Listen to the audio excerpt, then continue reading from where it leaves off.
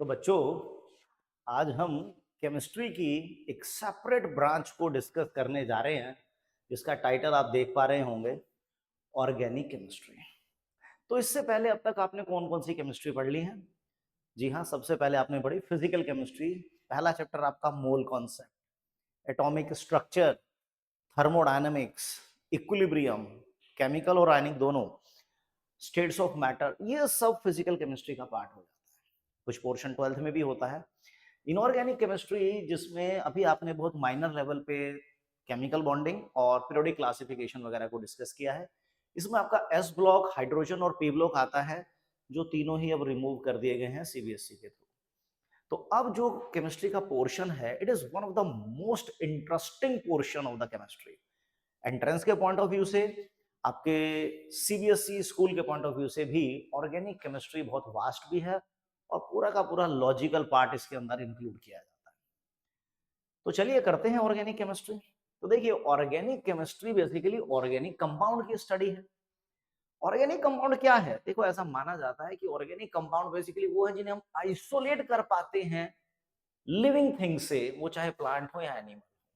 क्या था ये? क्या मतलब हुआ? जी हाँ, देखो भाई, सुबह उठते ही चाहिए हमें चाय। चाय के अंदर क्या है? शुगर। तो शुगर क्या है? कार्बन, हाइड्रोजन, ऑक्सीजन का कंपाउंड है, एक ऑर्गेनिक कंपाउंड है। बंदा भाग रहा है, अपनी बॉडी का ग्लूकोज खर्च कर रहा है, तो ग्लूकोज क्या है? ऑर्गेनिक कंपाउंड है। भाई, पूरे दिन आप जो खाना खा रहे हो उसमें आप कार्बोहाइड्रेट ले रहे हो, प्रोटीन ले रहे हो, फैट्स ले रहे हो, फ्रूट्स खा रहे हो, उसमें वाइटामिन ले रहे हो, ये सब है क्या? ये सब ऑर्गेनिक कंपाउंड है। तो हमारी शक्लें अपने रिस्पेक्टिव माताओं प्लस पिताओं से मिल जाती हैं, क्योंकि डीएनए, न्यूक्लिक एसिड, ये सब ऑर्गेनिक कंपाउंड है। यूरिया एक ऑर्गेनिक कंपाउंड, ऑयल हो गया, फैट्स हो गए, डाइज हो गई, ये बहुत रेंज है ऑर्गेनिक कंपाउंड की। यार देखिए, रबर, वो जो टायर में रबर लगा रहे हो या अपनी कॉपी को इरेज करने के लिए जो रबर आप इस्तेमाल कर रहे हैं, ऑर्गेनिक कंपाउंड है। ठीक है। सो जो कपड़े हम पहन रहे हैं, कॉटन क्लोथ्स हैं, वो चाहे नायलॉन हो, सब क्या है? ऑर्गेनिक कंपाउंड है भाई। सब सब के सब कार्बन, हाइड्रोजन, ऑक्सीजन से मिलकर बने हैं। लेकिन क्या केवल कार्बन, हाइड्रोजन और ऑक्सीजन ने ठेका लिया हुआ है ऑर्गेनिक कंपाउंड का? नहीं, देखो ऐसा नहीं होता। जैसे फिल्म में एक मेन विलन होता है, लेकिन उसके कुछ चेले चपाटे भी होते हैं। तो यहाँ पर कार्बन, हाइड्रोजन तो मेन है ही, इनके साथ में ऑक्सीजन भी होगा, नाइट्रोजन भी होगा, सल्फर भी होगा, हेलोजेंस की पूरी फैमिली होगी, फ्लोरो, क्लोरो, ब्रोमो, आइडो, ये सब ट्रेसेस में होंगे। इन सभी को हम ऑर्गेनिक कंपाउंड्स के अंदर डायरेक्टली इनडायरेक्टली इंक्लूड कर लेते हैं। तो कार्बन और हाइड्रोजन तो देखिए मेन है, ये तो लाइक हीरो एंड हीरोइन हो गए मूवी के, और बाकी जो मैंने बोले वो सब साइड कैरेक्टर्स हो गए।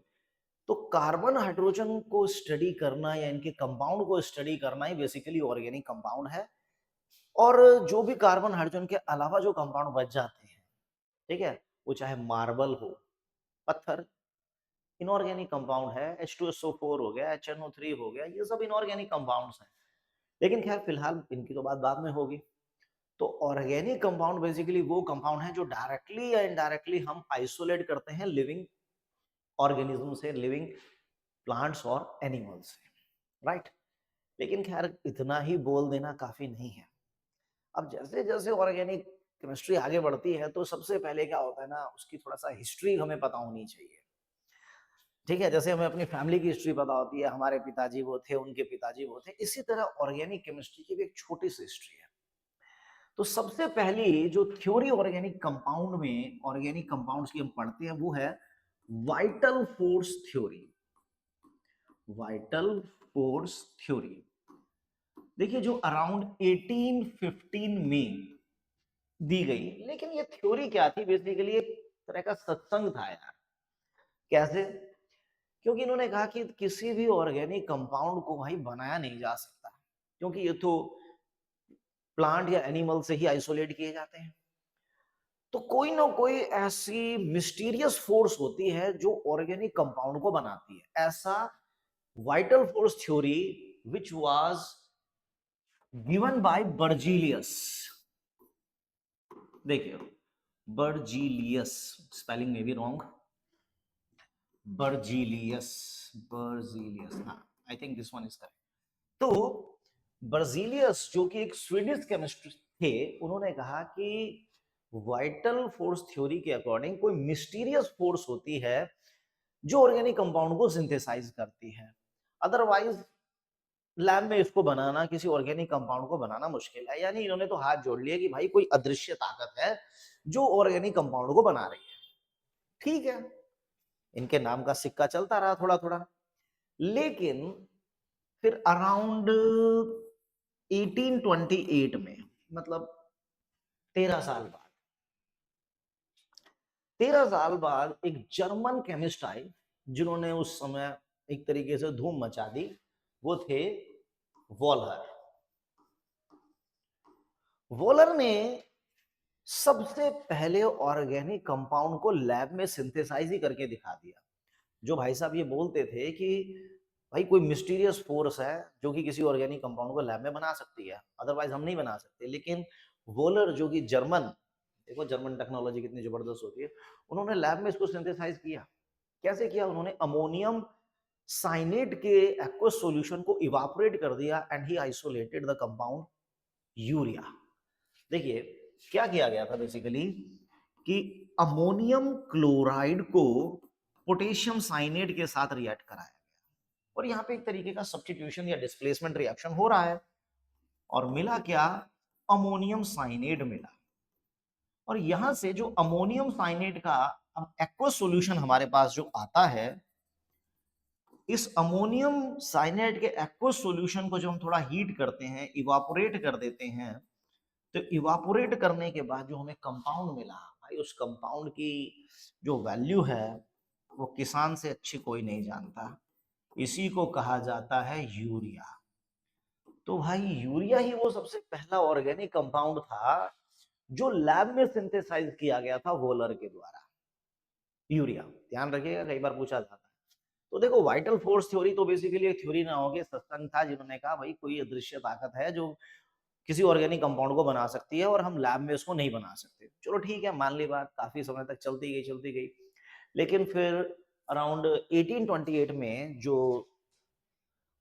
क्या नाम है, वोलर जो कि जर्मन केमिस्ट थे, इन्होंने समझ लीजिए इस थ्योरी को खत्म कर डाला। इन्होंने लैब में सिंथेसाइज करके दिखाया कि भाई यूरिया को लैब में सिंथेसाइज किया जा सकता है। बस फिर क्या, वो दौर था और आज का दौर है, दुनिया भर के ऑर्गेनिक कंपाउंड हैं जो सिंथेसाइज किए जा रहे हैं। लार्ज नंबर ऑफ कंपाउंड हैं जो आज हम पढ़ते हैं, ऑर्गेनिक कंपाउंड हैं जिनको लैब में सिंथेसाइज किया जा चुका है। तो अब हम धीरे धीरे देखते हैं कि ऑर्गेनिक कंपाउंड की क्लासिफिकेशन क्या है और उस क्लासिफिकेशन के अंदर फिर हम धीरे धीरे और एंटर करेंगे और एक नोमेनक्लेचर की तरफ बढ़ेंगे। तो बात करते हैं कि ऑर्गेनिक कंपाउंड की स्टडी को हम ऑर्गेनिक केमिस्ट्री कह देते हैं, लेकिन ऑर्गेनिक कंपाउंड की एक बहुत लंबी चौड़ी क्लासिफिकेशन है। तो उसमें जो एक क्लासिफिकेशन हम वो डिस्कस करते हैं कि देखिए जो ऑर्गेनिक कंपाउंड्स होते हैं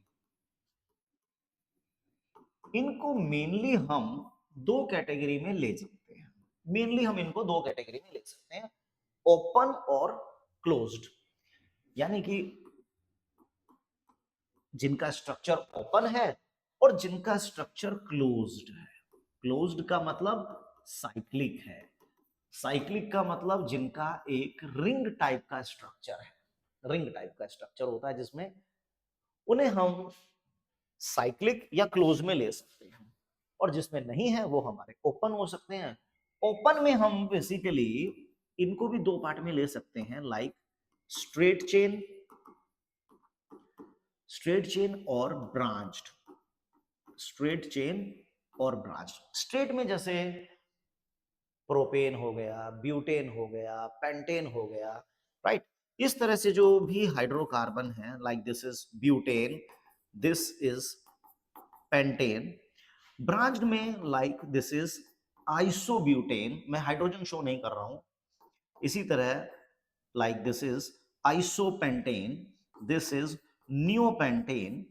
कहने का मतलब क्या हुआ कि जो ओपन स्ट्रक्चर है हमारा किसी ऑर्गेनिक कंपाउंड का, it may be straight chain और इट मे बी ब्रांच्ड, ठीक है, नो प्रॉब्लम। लेकिन जो हमारे साइक्लिक स्ट्रक्चर्स होते हैं इनको भी हम दो कैटेगरी में ले सकते हैं, साइक्लिक को भी हम दो कैटेगरी में ले सकते हैं। कौन कौन से? जी हाँ, इनको हम लेते हैं homocyclic and heterocyclic. Homocyclic and heterocyclic. Homocyclic को भी हम दो कैटेगरी में ले सकते हैं। देखो, होमो का मतलब है एक जैसे, एक जैसे का मतलब है उस रिंग के अंदर एटम कार्बन हाइड्रोजन के अलावा कोई नहीं होगा। रिंग जो बनी होती है बेसिकली अगर कार्बन की है तो होमो की है, लेकिन अगर कार्बन के अलावा कोई और तीसरा एटम, कार्बन हाइड्रोजन के अलावा कोई और तीसरा एटम आ गया, नाइट्रोजन हो सकता है, ऑक्सीजन हो सकता है, सल्फर हो सकता है, कोई भी आ गया, तो दैट रिंग कॉल्ड हेट्रोसाइक्लिक है। तो फिलहाल होमो में हम एरोमेटिक और यहां पे हम ले लेते हैं एलिसाइक्लिक। एलिसाइक्लिक, ये एलिसाइक्लिक क्या सीन है देखिए, जैसे साइक्लोप्रोपेन, देखो एक प्रोपेन तो बिल्कुल स्ट्रेट होता है ऐसे, ये तो प्रोपेन स्ट्रेट चेन है सब, लेकिन अगर फर्स्ट और लास्ट कार्बन को मिला देते हैं तो ये बन जाता है साइक्लोप्रोपेन। इसी तरह से साइक्लोब्यूटेन, साइक्लोपेंटेन, क्योंकि इसमें रिंग में सभी एटम कार्बन के ही हैं और कार्बन के साथ हाइड्रोजन एटम बॉन्डेड है, तो ये हो गया होमो में एलिसाइक्लिक। एलिसाइक्लिक एरोमेटिक की डेफिनेशन बड़ी लंबी चौड़ी है, अभी तो बताना बड़ा मुश्किल है।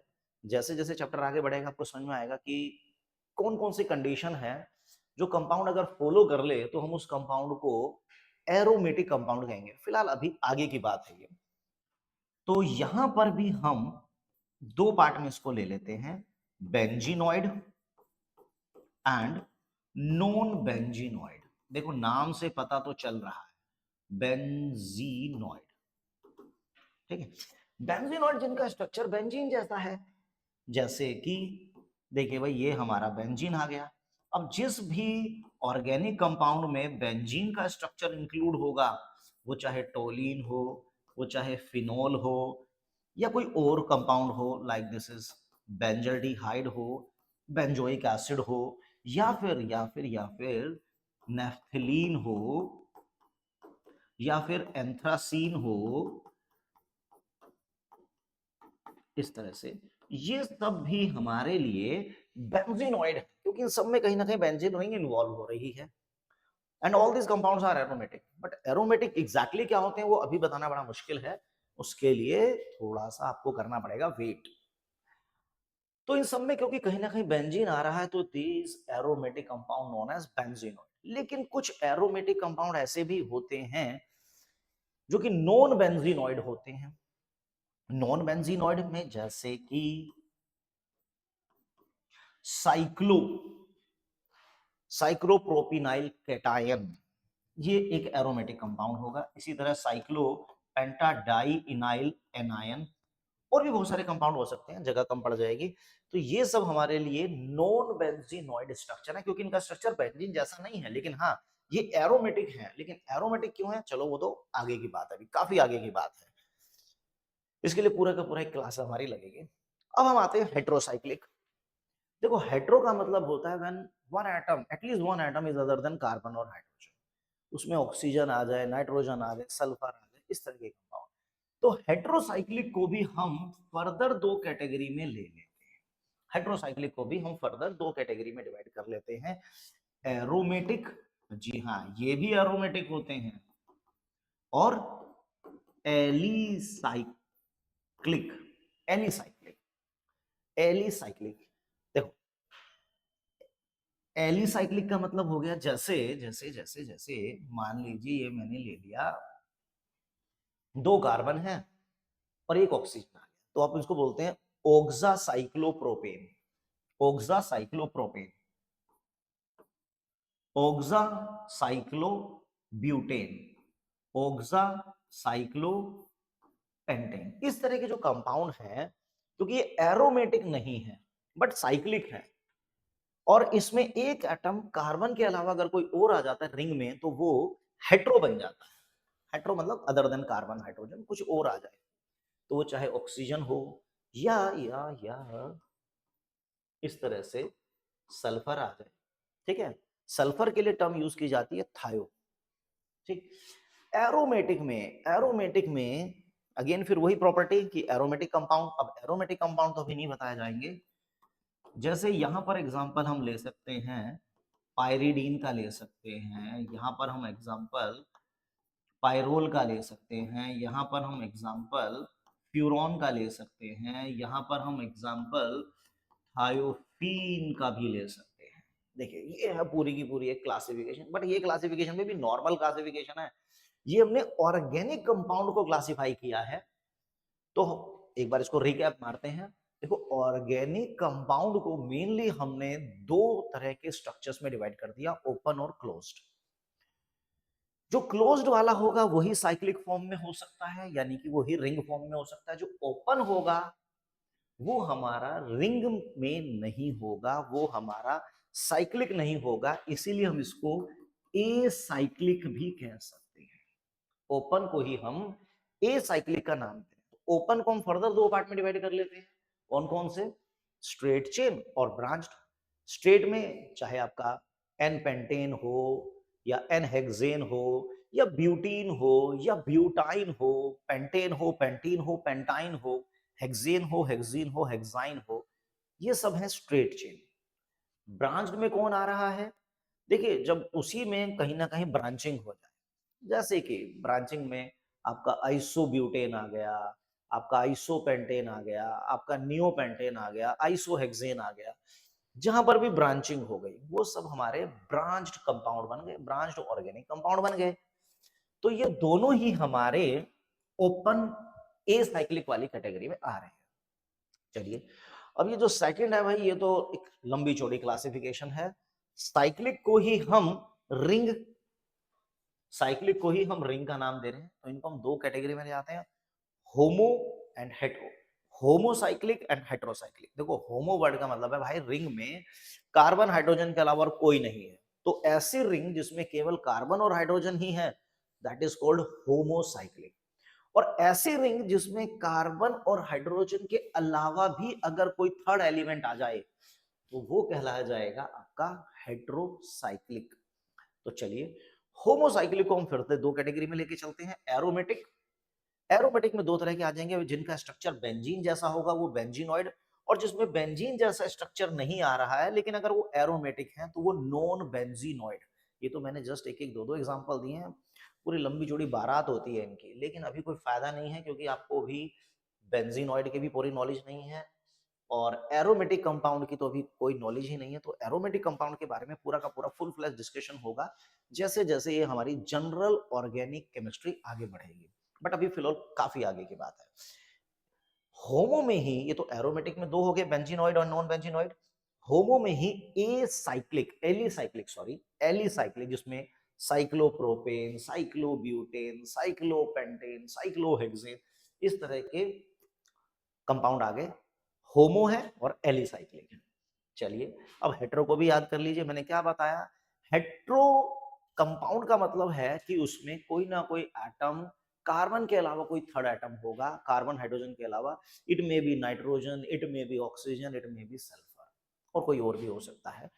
तो यहां पर भी हम इसको दो कैटेगरी में लेते हैं। एरोमेटिक प्रॉपर्टी जिनमें होंगी वो एरोमेटिक हेट्रोसाइक्लिक। आप देखेंगे एरोमेटिक में मैंने एग्जांपल जैसे पायरीडीन, पायरोल और थायोफीन, फ्यूरॉन, इन सब के मैंने एग्जांपल दिए। अभी आपको नाम भी बड़े अटपटे लगेंगे, कोई दिक्कत नहीं है, जैसे जैसे चैप्टर आगे बढ़ेगा इन कंपाउंड्स के बारे में आप पर्टिकुलरली पढ़ोगे। अभी तो थोड़े एबनॉर्मल लग रहे हैं लेकिन कुछ टाइम के बाद आपको ये अपने नॉर्मल लगने लगेंगे। चलिए तो हो गए एरोमेटिक। एरोमेटिक इसमें हेट्रोसाइक्लिक में ही एलिसाइक्लिक की एक कैटेगरी होती है, एलिसाइक्लिक, यानी कि हेट्रो होंगे लेकिन नॉन एरोमेटिक होंगे, जैसे कि oxacyclopropane, oxacyclobutane, oxacyclopentate and टेट्राहाइड्रोथायोफीन, tetrahydrofuran, इस तरह के जो कंपाउंड होते हैं हमारे वो हेट्रोसाइक्लिक होते हैं। तो देखिए डिमार्केशन क्लियर है, क्लासिफिकेशन क्लियर है कि ऑर्गेनिक कंपाउंड को हमने दो कैटेगरी में लिया, ओपन और क्लोज्ड। ओपन में हमने फर्दर दो कैटेगरी ली, स्ट्रेट चेन और ब्रांच्ड।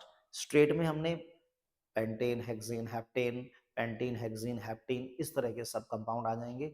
ब्रांच्ड में like isopentane, isohexane, neopentane, neohexane, इस तरह के कंपाउंड आ जाते हैं।